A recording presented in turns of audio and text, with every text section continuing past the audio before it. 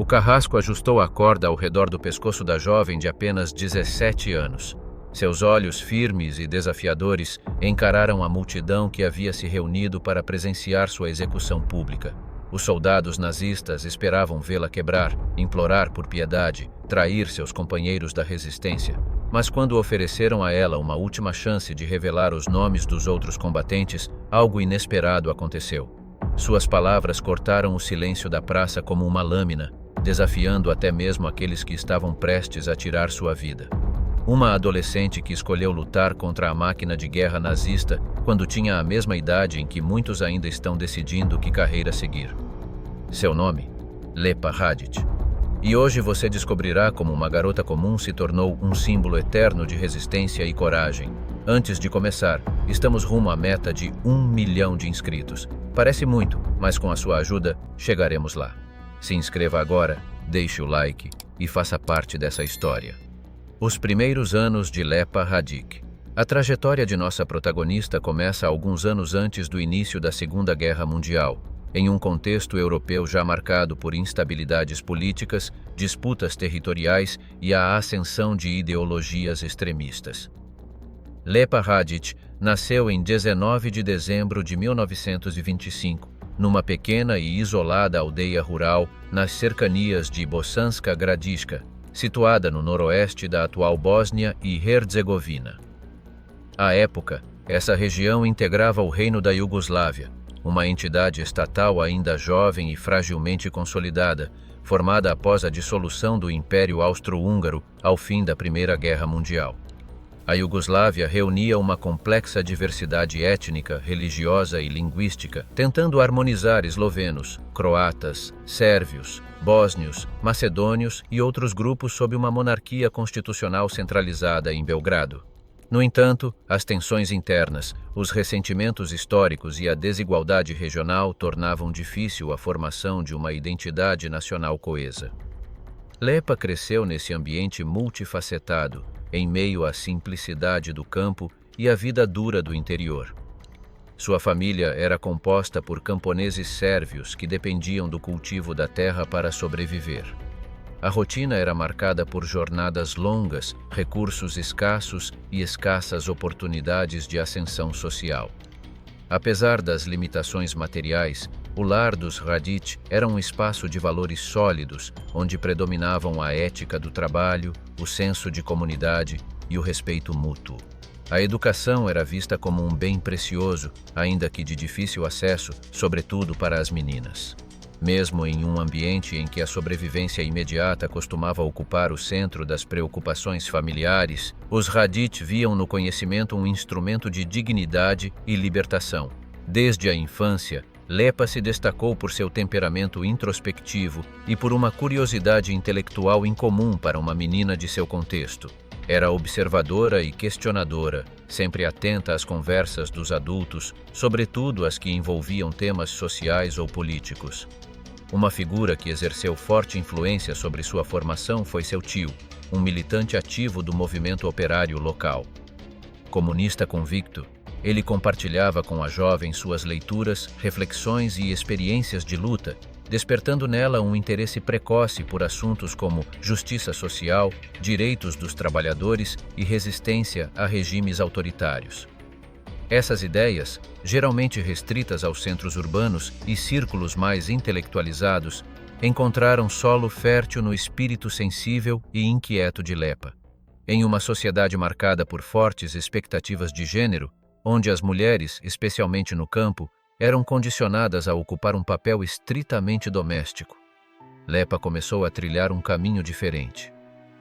Com o apoio da família, iniciou sua formação na escola primária local e logo se destacou pela disciplina, inteligência e dedicação.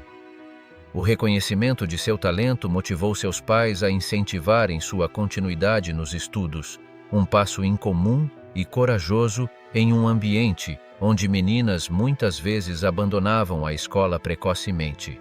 Mais tarde, mudou-se para a cidade de Bosanska Krupa, onde ingressou na Escola Feminina de Artesanato. A instituição tinha por objetivo preparar jovens para atividades como costura, bordado, culinária e outras tarefas consideradas apropriadas ao universo feminino. Contudo, Lepa não se limitava ao que era ensinado em sala de aula. Buscava constantemente expandir seus horizontes, demonstrando um interesse crescente por livros de teoria política, filosofia, história e economia. Lia com avidez e espírito crítico, absorvendo conceitos que moldariam sua visão de mundo e reforçariam seu desejo de transformação social. A soma da vivência rural, da influência familiar e da formação autodidata resultou em um amadurecimento precoce. À medida que a situação política da Europa se deteriorava e os sinais da guerra se tornavam mais evidentes, Lepa passou a enxergar com clareza que o conflito iminente não seria apenas uma disputa entre nações, mas uma batalha entre ideais, e que sua geração teria um papel decisivo nesse processo. Durante os episódios que abordaremos durante o vídeo, a jovem decidiu filiar-se à Liga da Juventude Comunista da Iugoslávia, SKUJ, uma organização vinculada ao Partido Comunista e voltada à mobilização da juventude contra o fascismo. Seu ingresso não foi simbólico nem impulsivo. Foi um ato de convicção. Em pouco tempo, tornou-se membro oficial do Partido Comunista da Iugoslávia, aprofundando ainda mais seu envolvimento na luta clandestina. Assumiu tarefas de responsabilidade, colaborou na organização de células de resistência e participou da produção e distribuição de material de propaganda antinazista.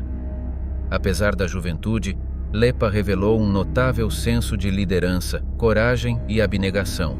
Acreditava na luta coletiva como ferramenta de emancipação e na força do povo unido contra a tirania.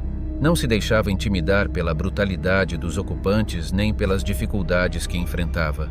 Para ela, o comunismo não era apenas uma teoria, mas uma resposta concreta às injustiças e um caminho de esperança em meio à destruição que assolava seu país. Sua trajetória, portanto, não pode ser compreendida apenas como a de uma jovem corajosa que desafiou os nazistas, mas como a de uma consciência em formação desde a infância, moldada pelas experiências de sua terra, pela influência familiar e pelo desejo profundo de justiça. Em uma época marcada pelo medo, pela opressão e pela violência sistemática, Lepa Radić escolheu não se calar e pagaria um preço alto por isso. Segunda Guerra Mundial e o papel da Iugoslávia. No início da década de 1940, a Europa já estava completamente mergulhada no caos provocado pela Segunda Guerra Mundial, um conflito de proporções globais que não apenas devastava geografias, mas também transformava profundamente as relações políticas, econômicas e sociais entre as nações. A guerra, iniciada oficialmente em setembro de 1939, com a invasão da Polônia pelas tropas de Adolf Hitler, expandia-se com velocidade alarmante, levando o continente a um colapso generalizado. Em menos de 2 anos, a Alemanha nazista demonstrava ao mundo não apenas seu poderio militar, mas também a determinação implacável de reconfigurar a ordem europeia com base em sua ideologia totalitária e racista. Guiado por uma visão expansionista profundamente enraizada na noção de superioridade racial ariana e na eliminação de inimigos internos e externos, como judeus, comunistas, ciganos e eslavos, o regime hitlerista utilizava uma tática militar conhecida como Blitzkrieg, ou Guerra Relâmpago. Essa estratégia combinava ataques rápidos e coordenados de infantaria, artilharia, tanques e força aérea, com o objetivo de desorganizar rapidamente as defesas inimigas e garantir vitórias decisivas em curto prazo. Utilizando essa abordagem, as forças alemãs conquistaram em poucos meses países como Dinamarca, Noruega, Bélgica, Holanda e França, impondo derrotas humilhantes às potências ocidentais e deixando o restante do mundo atônito diante da eficácia do avanço nazista. Com grande parte do oeste europeu sob ocupação ou rendido, Hitler voltou sua atenção para o leste, onde identificava um novo objetivo: a destruição da União Soviética. Desde os primeiros anos de sua trajetória política, o ditador alemão deixava clara sua hostilidade absoluta ao comunismo soviético, que ele associava a uma suposta conspiração judaica internacional. Em seu livro Mein Kampf, escrito ainda na década de 1920, Hitler já pregava o aniquilamento do bolchevismo judeu, e a necessidade de expansão territorial para o leste, o chamado Lebensraum, o espaço vital, que, segundo ele, garantiria ao povo alemão os recursos e o território de que necessitava para prosperar como raça superior. Essa ideologia expansionista e genocida culminaria na Operação Barbarossa, lançada em junho de 1941. Mas antes de colocar em marcha essa gigantesca ofensiva contra a URSS, considerada por muitos historiadores como a maior campanha militar da história moderna, Hitler precisava garantir que suas rotas de abastecimento estivessem seguras e que a retaguarda estivesse estabilizada. Isso significava controlar uma região de grande importância geoestratégica, os Balcãs. Localizada entre a Europa Central e o Mar Mediterrâneo, a região balcânica era marcada por uma enorme diversidade étnica e política, além de um histórico secular de conflitos e disputas territoriais. Desde o final da Primeira Guerra Mundial, os Balcãs vinham sendo uma área de tensões constantes e agora, com a guerra em curso, tornavam-se ainda mais relevantes para os planos alemães. Dominar os Balcãs permitiria à Alemanha garantir acesso a matérias-primas valiosas, como o petróleo romeno e minérios dos Balcãs, proteger seus flancos antes de invadir a URSS e assegurar um corredor terrestre vital entre o Reich e o norte da África, onde tropas do eixo também combatiam. A Itália fascista, comandada por Benito Mussolini, já havia tomado a dianteira nessa região, invadindo a Albânia em 1939 e lançando uma campanha militar contra a Grécia em 1940. No entanto, o exército italiano enfrentou forte resistência dos gregos, sofrendo reveses significativos que obrigaram Hitler a intervir diretamente para evitar um fracasso embaraçoso de seu principal aliado. Paralelamente, a Alemanha intensificava sua presença diplomática e militar nos Balcãs, firmava acordos com a Hungria, pressionava a Romênia a ceder territórios e apoiar o eixo, e convencia a Bulgária a aderir ao Pacto Tripartite, consolidando uma rede de países alinhados ao Terceiro Reich. Nesse cenário, a Iugoslávia tornou-se o último obstáculo a ser neutralizado. Formado após a Primeira Guerra Mundial como o Reino dos Sérvios, Croatas e Eslovenos, mais tarde renomeado como Reino da Iugoslávia, o país reunia uma multiplicidade de povos, línguas e religiões sob um governo monárquico centralizado. A convivência entre sérvios ortodoxos, croatas católicos, bósnios muçulmanos, eslovenos, albaneses, macedônios e outras minorias era tensa e frequentemente marcada por disputas internas. O governo tentava manter uma posição de neutralidade diante do conflito mundial, mas essa postura tornava-se cada vez mais difícil à medida que a pressão alemã aumentava. Com o avanço das tropas do eixo na região e diante da promessa de que sua integridade territorial seria respeitada, o governo iugoslavo, liderado pelo regente Príncipe Paulo, decidiu, em 25 de março de 1941, aderir ao Pacto Tripartite, formalizando uma aliança com Alemanha, Itália e Japão. A assinatura ocorreu em Berlim, sob a vigilância direta de Hitler, que via na adesão iugoslava uma vitória diplomática significativa para consolidar seu domínio no sudeste europeu. No entanto, a decisão provocou uma explosão de descontentamento dentro da própria Iugoslávia.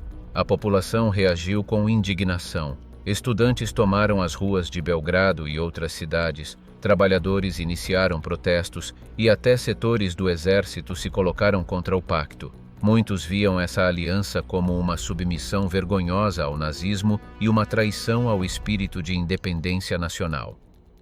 As manifestações populares rapidamente se transformaram em um movimento de insurreição política. A resposta ao pacto.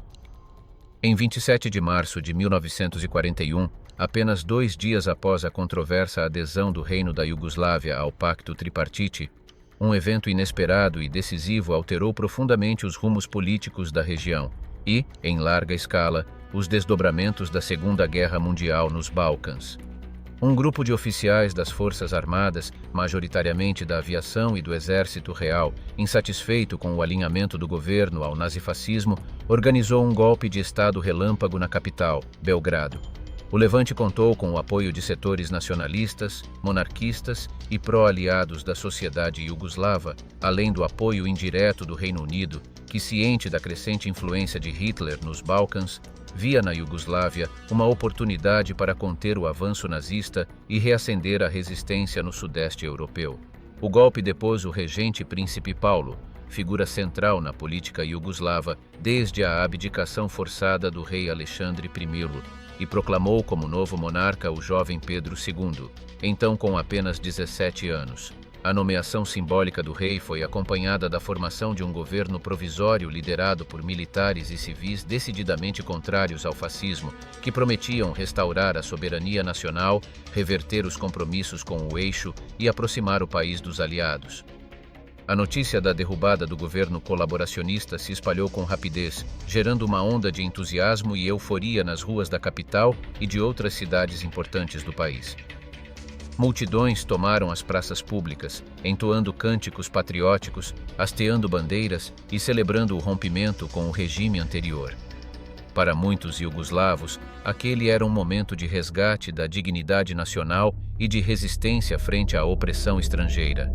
Contudo, o entusiasmo popular contrastava brutalmente com a ira que se abateu sobre Adolf Hitler. Para o Führer, o golpe em Belgrado não era apenas uma mudança interna de governo. Tratava-se de uma afronta direta à autoridade do Terceiro Reich, uma traição intolerável num momento em que os preparativos para a invasão da União Soviética estavam em estágio avançado. Hitler interpretou o levante como um risco geopolítico de grandes proporções. Temia que o novo governo iugoslavo se voltasse abertamente contra o eixo, que oferecesse apoio logístico aos britânicos na região e, mais ainda, que inspirasse levantes semelhantes em outros territórios sob influência nazista ou em processo de ocupação. A resposta do Führer foi imediata e implacável. Ainda em 27 de março, poucas horas após o golpe, Hitler redigiu e assinou a diretriz do Führer no 25, um documento de altíssimo escalão militar e político que determinava a aniquilação total da Iugoslávia como entidade soberana. No texto, Hitler deixava claro que o povo iugoslavo havia se tornado inimigo do Reich e que a nova liderança deveria ser destruída com rapidez e brutalidade. A diretriz não apenas autorizava, mas ordenava uma ação fulminante, sem negociações, sem concessões, com o objetivo de restaurar o controle absoluto da Alemanha sobre a região e enviar um recado claro a qualquer outro país que cogitasse seguir o mesmo caminho de resistência. A emissão da diretriz no 25 representou uma mudança abrupta nos planos militares do alto comando alemão. A invasão da União Soviética, que vinha sendo meticulosamente planejada sob o codinome Operação Barbarossa, estava prevista para começar na primavera de 1941. No entanto, o novo cenário nos Balcãs forçou Hitler a reavaliar o cronograma. Era imprescindível esmagar a Iugoslávia antes de abrir a gigantesca frente oriental. O atraso na ofensiva contra a URSS, mesmo que de algumas semanas, teria efeitos profundos e, mais tarde, desastrosos para a Alemanha, especialmente quando o inverno russo se abateu sobre os soldados mal preparados do Reich. Mas naquele momento, Hitler considerava a eliminação da ameaça iugoslava uma prioridade absoluta. A resposta militar veio com impressionante rapidez e força. Em abril de 1941, tropas da Alemanha nazista, apoiadas por contingentes da Itália fascista, da Hungria e da Bulgária, todos membros do eixo, lançaram uma ofensiva coordenada contra a Iugoslávia. A operação foi planejada como uma campanha relâmpago e assim foi executada. Em apenas 11 dias, o país foi derrotado. Suas forças armadas, despreparadas e mal equipadas, não conseguiram oferecer resistência significativa. O exército se desorganizou diante da superioridade técnica e logística do inimigo, e o governo provisório ruiu sob o peso da ofensiva. Belgrado foi alvo de bombardeios violentos logo nos primeiros dias. Os ataques aéreos, cuidadosamente orquestrados, tinham um propósito claro: aterrorizar a população civil e punir a capital rebelde. Milhares de pessoas morreram sob os escombros de edifícios residenciais, hospitais, igrejas e escolas. A destruição da cidade não era apenas um objetivo militar, era um ato simbólico, um recado brutal do que acontecia a quem desafiava o Terceiro Reich. Hitler pessoalmente acompanhava os relatórios da ofensiva e comemorava a devastação como um exemplo necessário, acreditando que a violência extrema garantiria a obediência nos territórios ocupados. Não foi bem assim que as coisas aconteceram. Ainda assim, como veremos a seguir, o terror imposto pela ocupação nazista e pelos regimes colaboracionistas estava apenas começando. A destruição do Estado iugoslavo abriu caminho para uma das fases mais sombrias da guerra na região, marcada por massacres, perseguições étnicas e uma luta desesperada pela sobrevivência e pela liberdade. Antes de continuarmos com a incrível história de Lepa Radić, comente aqui embaixo. Quero mais histórias. Isso mostra que você valoriza esse conteúdo e nos ajuda a alcançar ainda mais pessoas. Aproveita e confere se já está inscrito no canal e se o sininho está ativado. Assim, você não perde nenhum vídeo novo e ainda recebe sugestões de outras narrativas tão impactantes quanto esta. Ah, e não esquece de deixar o seu gostei. Isso faz toda a diferença para a continuidade do nosso trabalho. Tudo certo por aí? Então, vamos voltar no tempo e conhecer mais da corajosa trajetória da jovem iugoslava. As consequências da ocupação. Após a bem-sucedida invasão da Iugoslávia em abril de 1941, o país deixou de existir como unidade política soberana.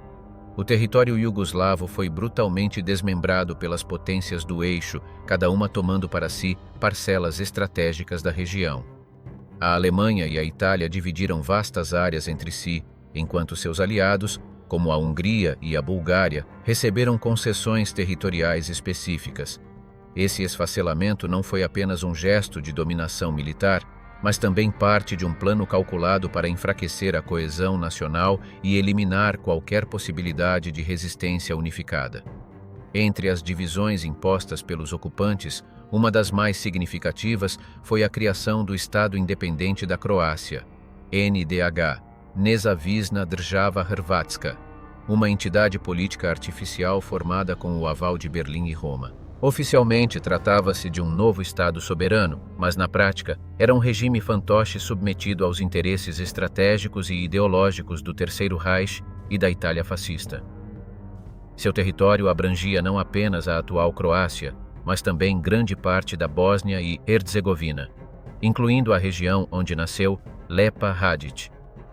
A administração do NDH foi entregue ao movimento ultranacionalista croata Ustashi, liderado por Ante Pavelić, um fervoroso defensor do fascismo e do racismo étnico. O regime Ustashi rapidamente se destacou por sua violência extrema e por suas políticas genocidas, que refletiam diretamente a ideologia nazista, mas com características locais ainda mais brutais.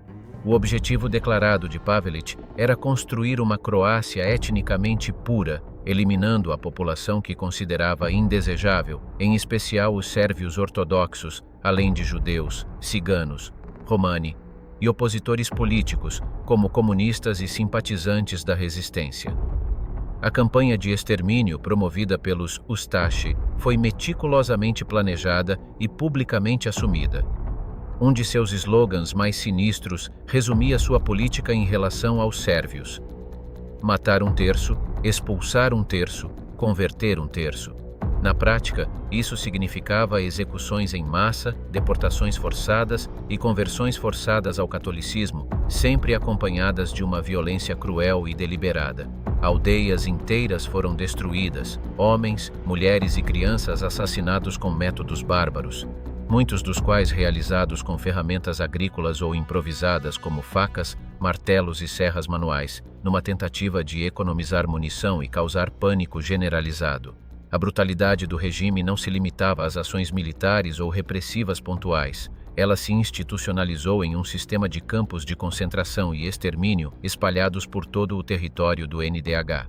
O mais infame desses centros de morte foi o campo de Jasenovac, frequentemente chamado de Auschwitz dos Balcãs. Diferentemente dos campos alemães, que funcionavam com maior aparato industrial, Jasenovac combinava métodos primitivos de execução com sadismo explícito. Os prisioneiros, majoritariamente sérvios, mas também judeus, romani e comunistas, eram espancados, mutilados ou degolados com facas especialmente desenhadas para matar com eficiência. Estima-se que dezenas de milhares, possivelmente centenas de milhares, tenham perecido em Jasenovac entre 1941 e 1945. O número exato permanece objeto de debate devido à destruição de arquivos, mas o terror vivido ali é indiscutível. Testemunhos de sobreviventes relatam cenas de extrema crueldade, pessoas enterradas vivas, crianças jogadas em rios amarradas a pedras, mutilações por esporte. O campo era comandado por oficiais Ustashi fanáticos, como Vyacheslav Luburić, conhecido por sua sede de sangue e métodos especialmente cruéis. Além de Jasenovac, outros campos e centros de repressão foram instalados em várias cidades e vilarejos, ampliando o alcance do terror. Prisões arbitrárias, tortura sistemática, queima de igrejas com pessoas dentro e execuções públicas se tornaram práticas comuns. A população civil vivia sob constante medo e a resistência era muitas vezes punida com represálias coletivas. O terror Ustashi causou um impacto profundo em toda a região. Famílias inteiras foram dizimadas, comunidades históricas desapareceram e um clima de ódio étnico se enraizou entre os povos dos Balcãs. No entanto, também foi essa repressão impiedosa que impulsionou o crescimento dos movimentos de resistência armada, com destaque para dois deles, sobre os quais você provavelmente já ouviu falar. A resistência. A geografia acidentada e montanhosa da Iugoslávia, combinada com o profundo ressentimento da população local diante da brutal ocupação nazifascista, criou um ambiente fértil para a emergência de movimentos de resistência armada. Por mais que o Terceiro Reich e seus aliados tentassem controlar a região com mão de ferro, o terreno inóspito e a hostilidade generalizada tornaram impossível uma dominação completa. Foi nesse cenário que se destacaram dois grandes grupos de resistência, os Partisans e os Chetniks. Os Partisans, organizados sob a liderança carismática e estratégica de Josip Broz Tito, representavam a ala comunista da resistência. Multinacionais por natureza, compostos por sérvios, croatas, bósnios, montenegrinos e outros, os Partisans defendiam não apenas a luta armada contra os ocupantes, mas também a transformação revolucionária da Iugoslávia em uma federação socialista. Desde o início, assumiram uma postura ofensiva, conduzindo ataques a tropas do eixo, sabotagens e emboscadas, mesmo diante das terríveis represálias promovidas pelos alemães e seus colaboradores. A cada soldado nazista morto, vilarejos inteiros podiam ser incendiados e centenas de civis eram executados como punição coletiva. Já os Chetniks, liderados pelo coronel Draža Mihailović, eram formados majoritariamente por monarquistas e nacionalistas sérvios. Seu objetivo declarado era a restauração da monarquia e da integridade territorial da Iugoslávia. No entanto, diferentemente dos Partisans, os Chetniks adotavam uma postura mais cautelosa, temendo as represálias nazistas contra civis e aguardando uma intervenção aliada que tardava a chegar, hesitavam em realizar ataques diretos contra os ocupantes.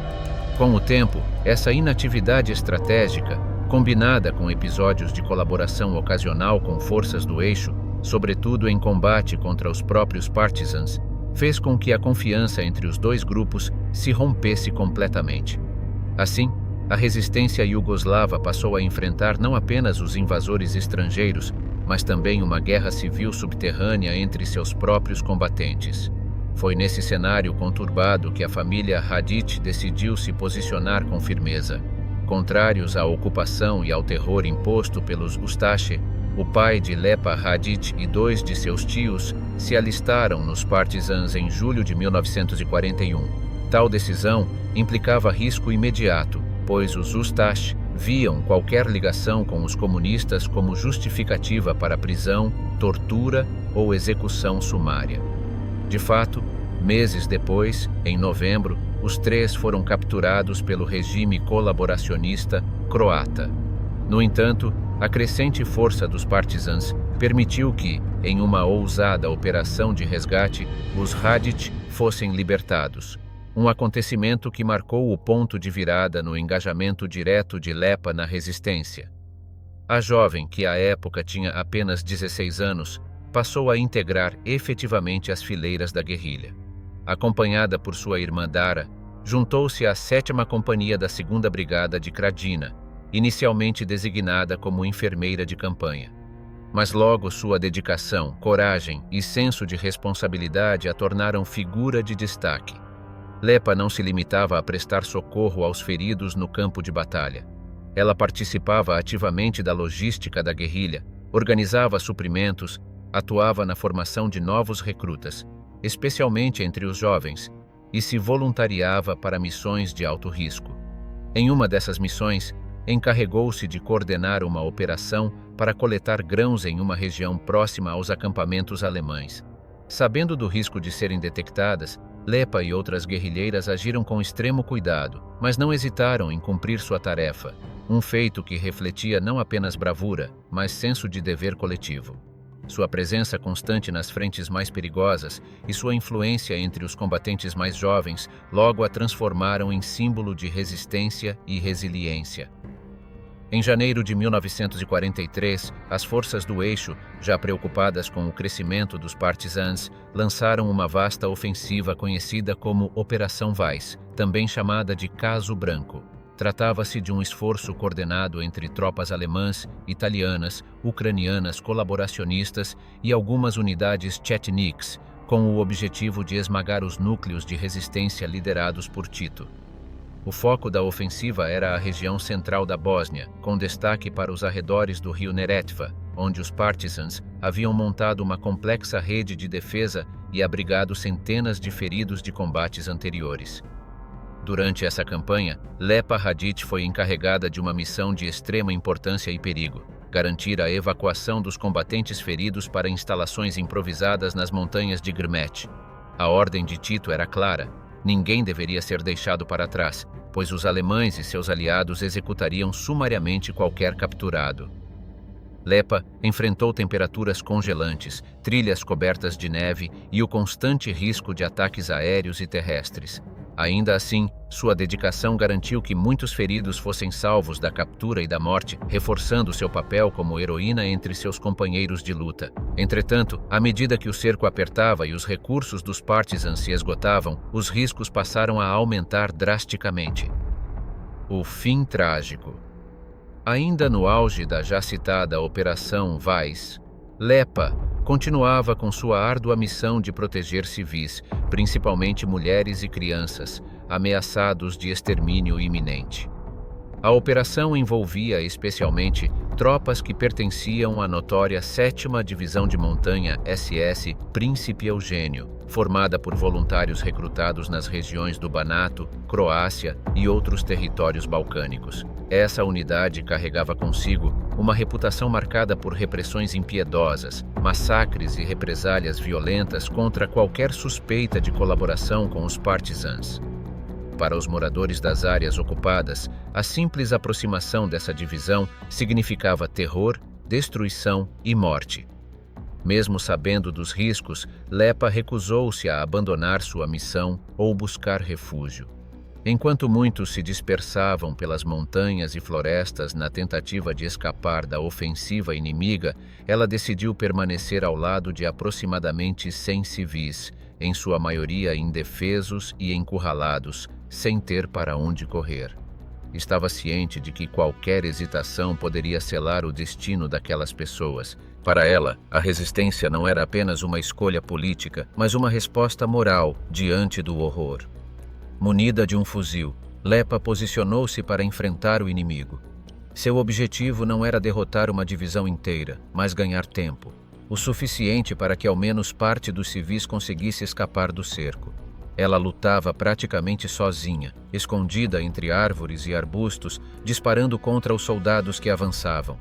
Cada tiro era uma tentativa de retardar o inevitável, uma demonstração de coragem contra uma máquina de guerra muito mais poderosa, organizada e cruel.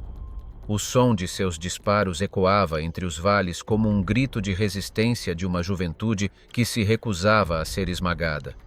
Sua resistência durou até o último cartucho. Quando finalmente cercada e sem munição, ela foi capturada pelas forças da SS. No entanto, mesmo prisioneira, Lepa mantinha a postura ereta e o olhar firme. Para os soldados nazistas, ela era apenas mais uma rebelde, um obstáculo a ser eliminado. Mas entre os partisãs e os civis que haviam presenciado sua bravura, sua imagem já começava a se tornar símbolo de um espírito inquebrantável.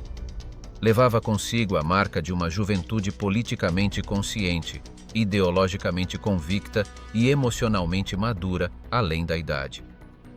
Foi encaminhada para um centro de interrogatório administrado por oficiais alemães. No local Lepa, foi submetida a intensas sessões de tortura.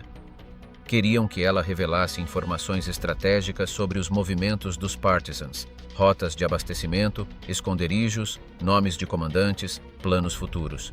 Mas, mesmo sob dores atrozes, espancamentos e humilhações, ela permaneceu em silêncio. Sua recusa em trair os companheiros de luta deixou os oficiais alemães frustrados. Eles alternavam ameaças de execução com promessas de perdão caso colaborasse. Nada surtiu efeito. Diante dessa resistência tenaz, decidiram então executar a jovem. Uma sentença que pretendia ser um exemplo para os demais habitantes da região, um aviso severo contra qualquer forma de colaboração com os guerrilheiros comunistas.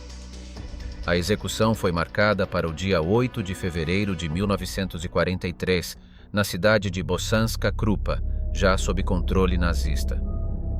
Civis foram convocados à força para presenciar a morte da jovem como forma de intimidar a população e minar o moral daqueles que simpatizavam ou admiravam os partisans. Lepa foi levada até uma árvore robusta no centro da cidade, onde improvisaram uma forca com uma corda pendurada e uma caixa de madeira como suporte. O ambiente era tenso, silenciado pelo medo, mas também atravessado por um sentimento crescente de admiração por aquela garota franzina que desafiava seus algozes com tanta dignidade. Mesmo diante da morte iminente, Lepa não se intimidou. De pé sobre a caixa, com a corda já em volta do pescoço, ergueu a voz com firmeza e serenidade. Suas palavras ressoaram como um manifesto. Viva o Partido Comunista! Viva os partisans! Lutem, não se rendam! Eu morro, mas outros virão e vingarão minha morte. O impacto de sua declaração foi tão forte que um dos oficiais alemães, tentando obter alguma forma de vantagem simbólica, ofereceu-lhe uma última oportunidade de se salvar. Bastaria entregar os nomes dos líderes da resistência e colaborar com as forças do Reich. Lepa, já com o destino selado, respondeu sem hesitação: Não traio o meu povo. Os que vocês procuram vão se revelar quando tiverem vencido vocês, até o último de seus malfeitores. Essas foram suas últimas palavras. A caixa foi empurrada e Lepa Radić foi enforcada, aos 17 anos, diante de uma multidão que jamais esqueceria aquele instante. Para os nazistas, tratava-se de eliminar uma inimiga, mas o que conseguiram foi perpetuar o nome de uma heroína. No relatório oficial da execução, um oficial alemão escreveu quase com admiração involuntária: A execução da jovem bandida em Bosanska Krupa demonstrou uma resistência sem precedentes. Ao tentarem apagar sua voz, acabaram ecoando sua mensagem. Após a guerra, com a vitória dos partisans e o surgimento da Iugoslávia socialista sob a liderança de Josip Broz Tito, a história de Lepa Radić ganhou o reconhecimento merecido. Em 1951, foi condecorada póstumamente com a Ordem de Heroína do Povo, tornando-se a mais jovem a receber tal honraria em todo o país. Desde então, sua figura passou a ser lembrada com reverência em monumentos, canções, livros didáticos e memoriais. Lepa tornou-se símbolo não apenas da resistência iugoslava, mas também da força das mulheres, do poder da juventude e da luta contra qualquer forma de opressão. Seu exemplo atravessou fronteiras e gerações, permanecendo vivo como testemunho de que mesmo os mais jovens podem desafiar os mais poderosos quando movidos por ideais justos. Em tempos de escuridão, sua coragem continua a iluminar a memória coletiva dos povos balcânicos e a lembrar o mundo de que a liberdade, por mais distante que pareça, é sempre um valor digno de ser defendido até o fim. E aí, o que achou da história de Lepa Radić? Você já conhecia essa jovem heroína que enfrentou o nazismo de cabeça erguida? Conta pra gente nos comentários e aproveita para sugerir outros temas que você gostaria de ver por aqui. Antes de finalizar, dá uma olhadinha. Você já está inscrito no canal? Se ainda não, é só clicar. Ative também o sininho das notificações e deixe o seu gostei. Isso ajuda demais o nosso trabalho e garante que mais pessoas tenham acesso a essas histórias que não podem ser esquecidas. Muito obrigado por nos acompanhar até aqui. Agora, que tal continuar essa jornada pela história? Clique no vídeo que está aparecendo na sua tela e mergulhe em mais um capítulo marcante do passado. Te espero lá.